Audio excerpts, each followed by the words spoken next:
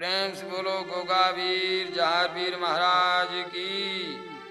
भक्ति में शक्ति, आखिर भक्ति में शक्ति कितनी होती है।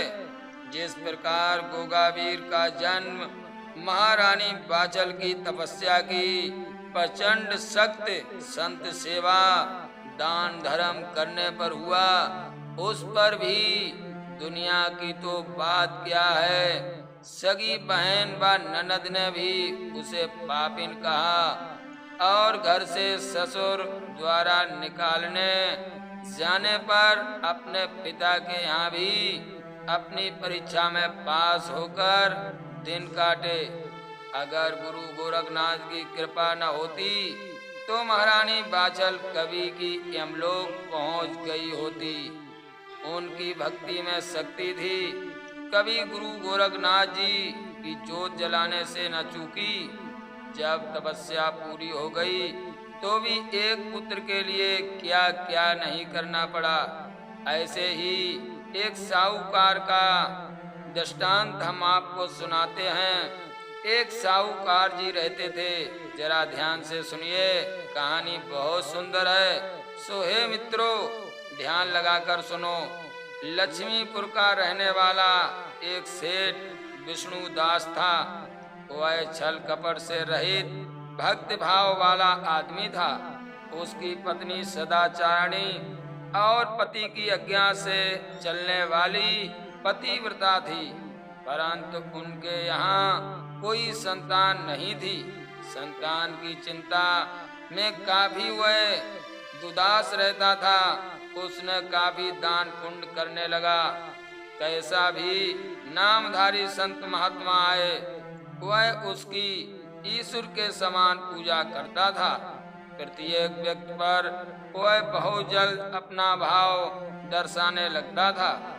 इस प्रकार वह बहुत बार ठगा भी जाता था, परंतु अपनी भक्ति को नहीं छोड़ता था। उसकी कतई परवाह नहीं थी, कारण उसके पास धन बहुत था। उस पर लक्ष्मी जी की विशेष कृपा थी, परंतु स्त्री पुरुष संतानहीन होने के कारण अधिक चिंतित रहते थे। इसी चिंता के कारण उसे लौकिक सुख का विशेष आनंद नहीं मिल पाता था।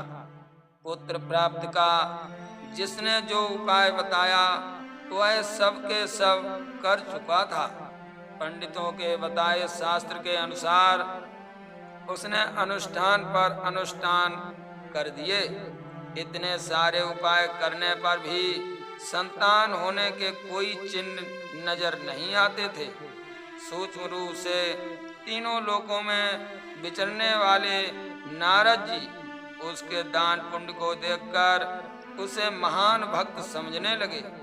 नारद जी को उसका भक्तिभाव देखकर बड़ा आश्चर्य हुआ कि इस भक्त साहूकार के लाखों यत्न करने पर भी भगवान इसे संतान नहीं देते। भगवान कैसे कठोर हृदय के हैं। इस प्रकार सोच विचार करते हुए नारद मुनि वैकुंठ लोक जा पहुँचे और उन्होंने भगवान के पास जाकर पूछा, हे प्रभु, लक्ष्मीपुर में आपका भक्त विष्णु दास रहता है। भगवान बोले, नारद जी, आप सच कहते हैं, वह मेरी भक्ति करता है, परंतु उसकी भक्ति पूरी नहीं है। नारद जी ने कहा, तो प्रभु इसमें क्या बुराई है। आपने अपनी गीता में अर्जुन को 4 प्रकार के भक्त गिनवाए हैं और चारों को उत्तम ही कहा है। उन्हीं में से वह भी तो एक ही है। दूसरे आपने ये भी कहा है, जो भी जिस भावना से मेरी भक्ति करता है मैं उसकी इच्छा पूरी करता हूँ।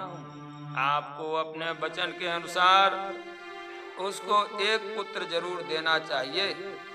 भगवान बोले, नारद जी, मेरा वचन असत्य नहीं है, परंतु सत्यता का भेद सत्य गुरु ही जान सकते हैं। जब तक उसके पूर्व जन्म के कुकर्मों का नाश नहीं होता तब तक उसे इस भक्ति का फल नहीं मिल सकता।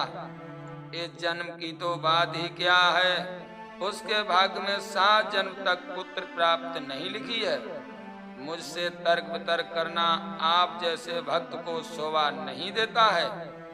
नारद जी भगवान का कोरा उत्तर सुनकर चुप हो गए, परंतु भगवान की माया उनकी समझ में नहीं बैठी।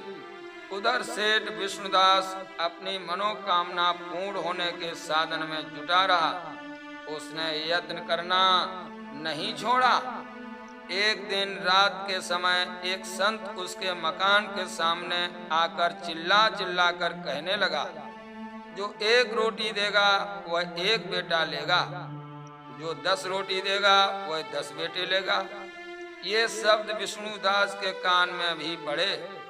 उन्होंने अपनी पत्नी से कहा, अजी सुन रही हो, ये संत क्या कह रहा है, जो उसे जाकर रोटी दे आओ, जल्दी जाओ, देर न लगाओ। पत्नी ने कहा, स्वामी सब उपाय तो करके हार गए, परंतु कुछ भी सार न निकलता। इस भिखमंगे के कहे से क्या हो सकता है? सेठ बोला, भाग्यवान ऐसा नहीं कहा करते, ना मालूम किस भेष में नारायण मिल जाए।